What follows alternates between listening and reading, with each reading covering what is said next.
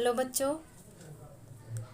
आप लोग के हिंदी साहित्य में सेकेंड ईयर के कोर्स में यानी क्लास 12th में कहानी दी गई है।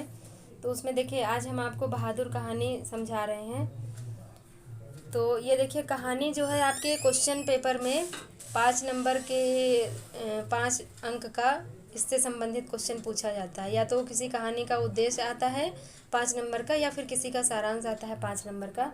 तो इसको यदि आप ध्यान से सुनेंगे, 1 से 2 बार 3 बार सुनेंगे, तो ये आपको याद नहीं करना पड़ेगा, आपको अपने आप ही ये ऐसे ही याद हो जाएगी कहानी की तरह। ठीक है, तो देखिए ये जो बहादुर कहानी है ये हम आपको अपने शब्दों में, आसान शब्दों में समझा रहे हैं ताकि ये आपको ऐसे ही याद हो जाए।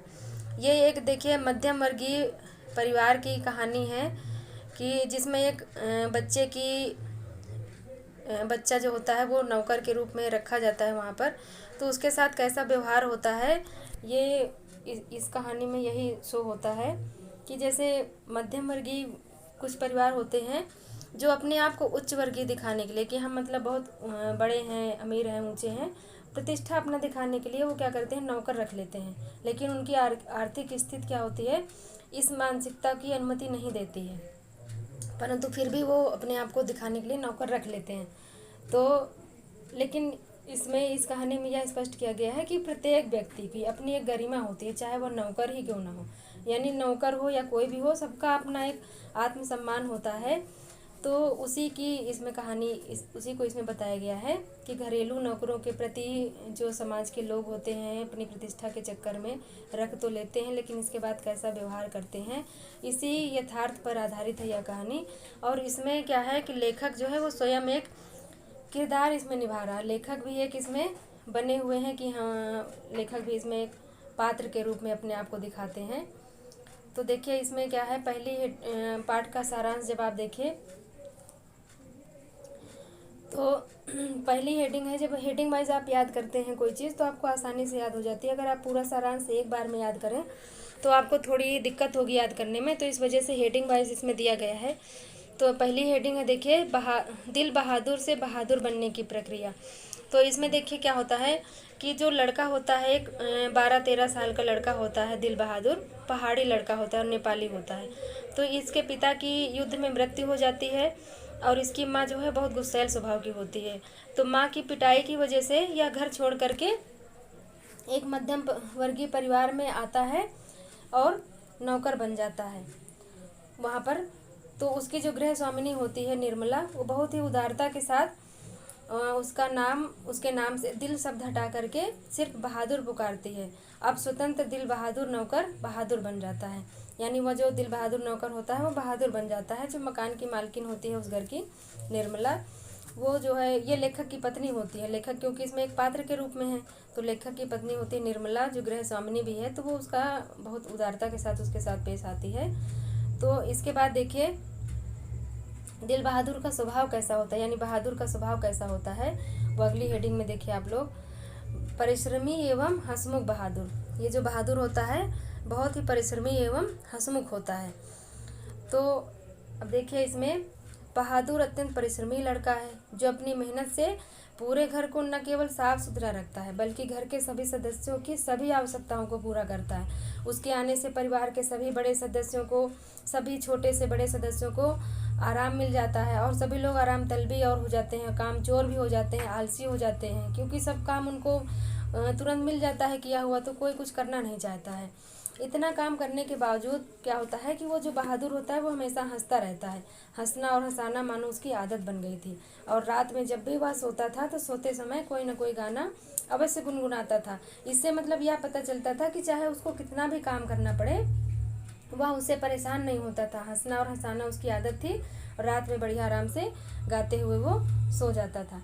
इसके बाद देखिए इस कहानी में जो निर्मला होती हैं लेखक की पत्नी, उनका एक बेटा होता है किशोर, जो कि थोड़ा बदतमीज टाइप का था। तो किशोर की बदतमीजी अगली हेडिंग है आपकी। इसमें देखिए क्या होता है कि वो जो लड़का होता है किशोर, वो बहुत बिगड़ा हुआ लड़का था और शानो शौकत तथा रोब दाब से रहना उसकी आदत थी। और उसने अपने घर के सारे काम, अपने स्वयं के काम बहादुर को सौंप दिए थे। और यदि बहादुर उसके काम में थोड़ी सी भी लापरवाही करता तो वह बहादुर को गालियाँ देता और छोटी छोटी गलती पर बहादुर को पीट भी देता था। बहादुर जो है वो पिटाई खाकर एक कोने में जाके चुपचाप खड़ा हो जाता था और कुछ देर के बाद वो पूर्ववत कामों में जुट जाता था। मतलब ऐसा लगता था कि जैसे कुछ हुआ ही ना हो, और फिर वो रोज की तरह अपना पहले की तरह काम में लग जाता था। एक दिन क्या होता है कि ये जो किशोर होता है उसने बहादुर को सुअर का बच्चा कह दिया, जिससे उसके स्वाभिमान को ठेस पहुंची। यही स्टोरी में स्टार्टिंग में ही बताई गई थी कि कोई भी व्यक्ति हो उसका एक स्वाभिमान होता है, तो उसको ठेस पहुंची। उसने किशोर का काम करने से मना कर दिया। उसने लेखक के पूछने पर, अब लेखक इसमें कौन है? अमरकांत जो कहानी लिखे हैं वो लेखक हैं। तो वो लेखक क्या है, एक पात्र भी बने हैं, तो किशोर के पिता हैं। तो लेखक के पूछने पर उसने रोते हुए कहा कि बाबूजी, भैया ने मेरे बाप को क्यों लाकर खड़ा कर दिया। यानी सुअर का बच्चा कहा तो उसके बाप की गाली हो गई। इतना कहकर वह रो पड़ा। इसके बाद देखिए अगली हेडिंग है, निर्मला के रिश्तेदार द्वारा चोरी का आरोप लगाना। अब ये सब इतनी घटना इधर हो गई। इसके बाद क्या होता है कि निर्मला के घर पर कुछ रिश्तेदार आते हैं। तो वो रिश्तेदार जो हैं अपना आकर के निर्मला के रिश्तेदार द्वारा चोरी का आरोप लगाना। अब इसमें देखिए क्या है कि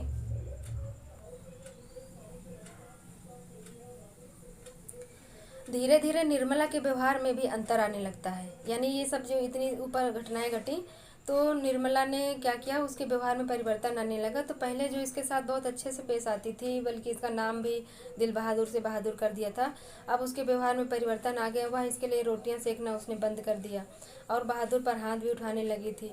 और मारपीट और गालियों के कारण बहादुर से भूलें अधिक होने लगी, गलतियां अधिक होने लगी। देखिए ये स्वाभाविक सी बात है, यदि किसी के साथ हम अच्छे से पेश आते हैं, प्यार से काम करवाते हैं, तो वो सारा काम अच्छे से करेगा, बहुत मन लगा के करेगा, कोई गलती की संभावना नहीं होती। लेकिन यदि हम उसे हर समय डांटते रहें, गाली देते रहें या उसके ऊपर दबाव डालें कि ऐसा हो काम वैसा हो काम, तो क्या होगा, उससे गलतियाँ और भूल अधिक होने लगेंगी। ये स्वाभाविक सी बात है। तो यही जो है इसमें बहादुर के साथ भी यही हुआ कि उसके गलती और भूल अधिक होने लगी। एक दिन क्या होता है कि निर्मला के घर पर उसके कुछ रिश्तेदार अपने परिवार के साथ आते हैं और चाय नाश्ते के बाद बातचीत के दौरान अचानक रिश्तेदार की जो पत्नी होती है वो कहती है कि उसके 11 रुपए खो गए हैं। तो सभी लोगों ने बहादुर पर ही शक किया। ये मतलब जाहिर सी बात है कि यदि घर में सभी घर वाले हैं और एक बाहरी है, चाहे वो भले ही कितने दिन से हमारे यहाँ नौकर क्यों ना हो, तो फिर उसी पे शक होता है। तो बहादुर के लगातार ना कहने के बावजूद उसे डराया गया, धमकाया गया और पीटा गया। चूँकि बहादुर पर लगा यह आरोप झूठा था, इसलिए वह लगातार इससे इनकार करता रहा। मतलब वो बार बार मना ही करता रहा। अंत में क्या हुआ कि लेखक ने भी उसे पीटा। लेखक जो कि इसमें निर्मला के पति हैं और किशोर के पिताजी हैं, उसने भी बहादुर को पीटा। अब क्या होता है कि बहादुर का जो अगली हेडिंग है आपकी देखिए, बहादुर के प्रति घर वालों का कटुतापूर्ण व्यवहार। अब इससे क्या होता है, सभी लोगों का व्यवहार बहादुर के प्रति बदल जाता है। सभी घर वालों का व्यवहार उसके प्रति कटुतापूर्ण हो जाता है। इस घटना के बाद घर के सभी सदस्य बहादुर को संदेह की दृष्टि देखने लगे और उसे कुत्ते की तरह दुत्कारने लगे। बहादुर भी बहुत खिन्न रहने लगा, यानी बहुत दुखी रहने लगा। वह उसे काम करना नहीं खलता था, उसे ये खलने लगा कि सब लोग उसकी मान सम्मान नहीं करते हैं, उससे हर समय में गंदे तरीके से पेश आते हैं। तो बहुत दुखी रहने लगा। अब उसके अंदर परिवार के लोगों के प्रति अपनापन नहीं रह गया, उसके अंदर भी अपनापन नहीं रह गया। अंदर से वह बहुत बेचैनी और बंधन महसूस करता था। उसे हर समय बेचैनी महसूस होया करती थी और बंधन जैसा लगता था। अंत में क्या होता है कि वो भाग जाने का निर्णय करता है। तो यही देखिए आपकी अगली हेडिंग है, बहादुर का घर से भाग जाना। वो घर से भाग जाने का निर्णय करता है। तो क्या होता है एक दिन कि उसके हाथ से सिल छूट करके गिर गई। जो सिल होती है जिसमें मसाला वसाला पीसते हैं, तो वो छूट करके गिर गई और उसके 2 टुकड़े हो गए। तो पिटाई के डर से तथा लोगों के क्रूर एवं असभ्य व्यवहार से तंग आकर के वह अपना सारा सामान घर में ही छोड़कर कहीं चला गया। वह अपना कोई भी सामान लेकर नहीं गया था। निर्मला, उसके पति एवं किशोर को उसकी ईमानदारी पर विश्वास हो गया था। वे जानते थे कि रिश्तेदार के रुपए उसने नहीं चुराए थे। सभी बहादुर पर स्वयं द्वारा किए गए अत्याचारों के लिए पश्चाताप करने लगे। देखिए इसमें जब वो घर से भाग जाता है तो वो अपना कोई सामान लेके नहीं जाता है। तो इसके बाद घर वालों को बहुत ही ज़्यादा पश्चाताप होता है अपने किए गए कार्यों के लिए कि हम लोग उसके साथ कैसा व्यवहार करते थे, हर समय मारते रहते थे, डांटते रहते थे, गाली भी दे देते थे। लेकिन वो क्या था, कितना ईमानदार था और सब लोगों को इस बात का विश्वास हो गया कि रिश्तेदार के पैसे उसने नहीं चुराए थे, क्योंकि यदि उसके अंदर लालच होता, वो चोर होता, तो जिस वक्त वो भाग करके गया था उस वक्त कोई भी नहीं था घर पर रात के समय, तो वो कोई भी सामान घर वालों का भी लेके जा सकता था।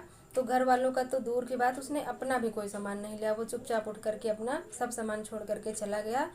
तो अब अंत में क्या हुआ, परिवार वालों के पास पछताने के अलावा कोई भी और रास्ता नहीं बचा। सब लोगों को इसका बहुत ज़्यादा पश्चाताप हुआ। तो ये इतनी हेडिंग है, तो इसको अगर आप हेडिंग वाइज इसी तरह से हेडिंग खाली आप देख लेंगे तो हेडिंग के अंदर आप अपने आप ही लिख लेंगे कि हमें क्या लिखना है। तो इसके बाद देखिए हम इसका उद्देश्य भी आप लोगों को एक वीडियो बना करके डाल देंगे। यदि आपको कोई और कहानी या कोई लेसन से संबंधित किसी चीज़ का वीडियो हो जो आप ना पढ़ पाए हो क्लास में, ना समझ में आया हो, तो आप हमको कमेंट करके बताएंगे, उसको हम आपको दे देंगे, बना के वीडियो दे देंगे और आप लोग उसको 1-2 बार देखेंगे तो आपको समझ में आ जाएगा।